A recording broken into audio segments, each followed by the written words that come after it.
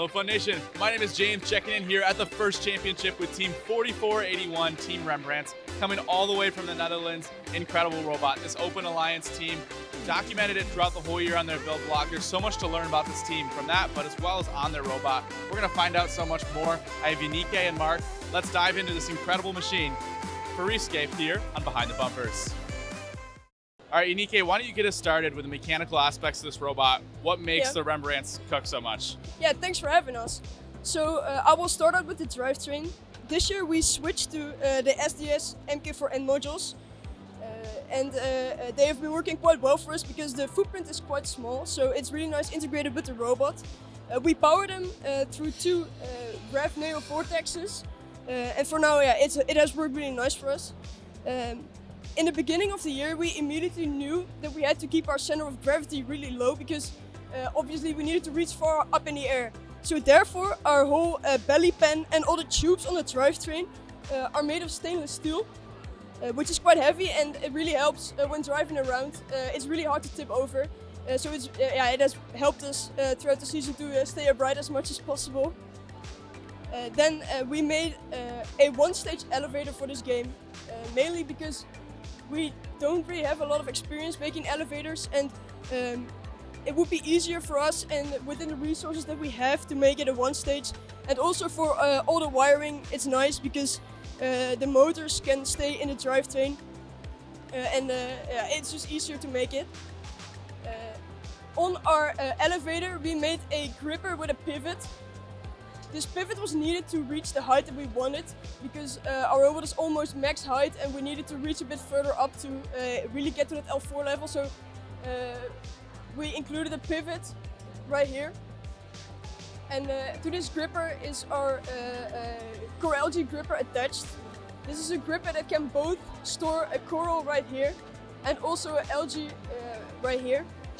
So when we intake a coral, we go to the coral station, and our human player throws a coral in this big funnel that we have over here, and the wheels in our gripper will just spin.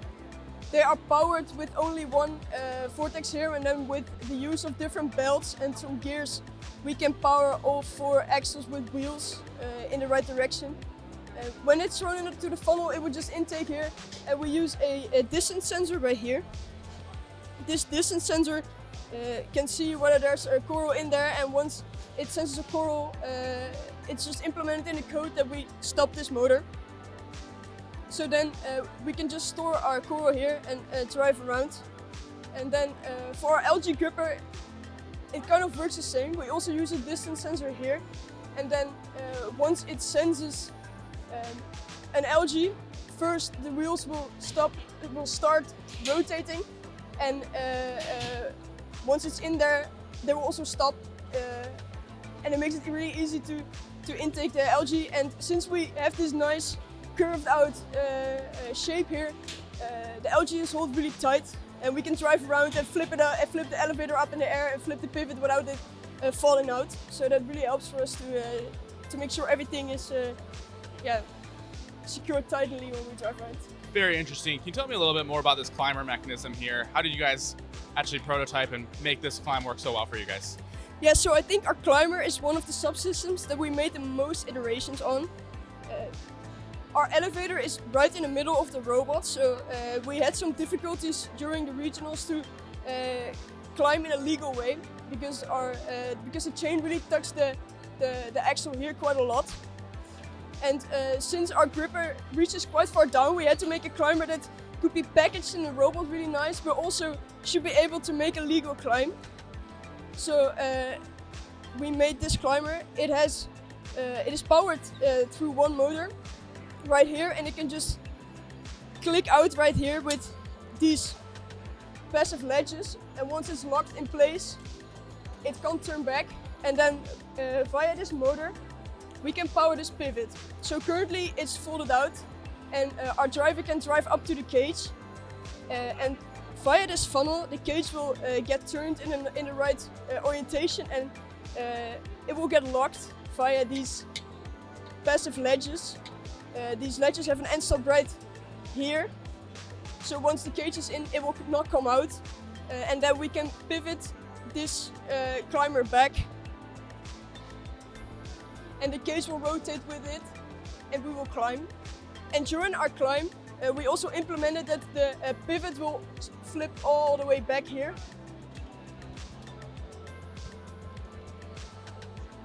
So therefore our pivot and gripper will not interfere while climbing.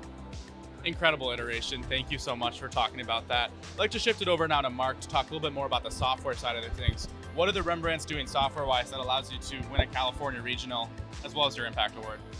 So this year we had some iteration on our vision system. Right now we have 4 cameras, here 2 and at the top also 2. And those are processed by 2 orange pies at the bottom. The orange pies process everything and just sends some data to the through the radio.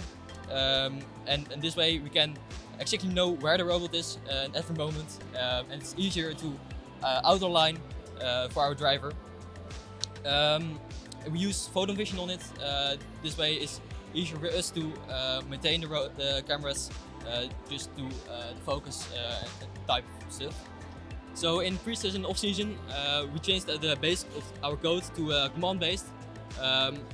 Last years we had problems with there was a lot of code, was a bit mess, and if we wanted to add something, it was really difficult.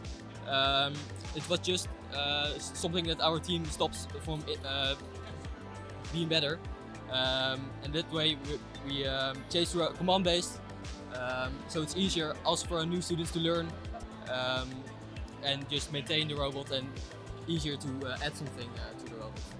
Great iteration and autonomous features on this robot. I'd like to talk a little bit more about 3DM, data-driven decision making. Your team's really pioneered this in the first place.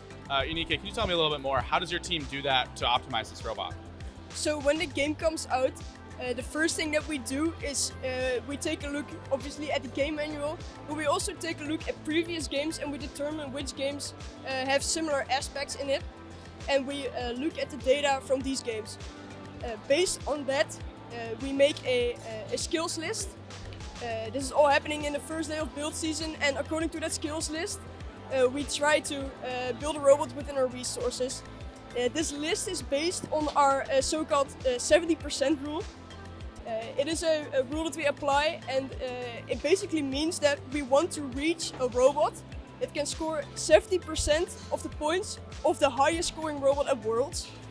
Because according to previous games, you have to win a California. You can win a Week 1 California regional when you reach at 70%. We looked at quite a lot of years back, and almost every year, if you would reach the 70% of the highest scoring Worlds robot in Week 1, you would win the regional.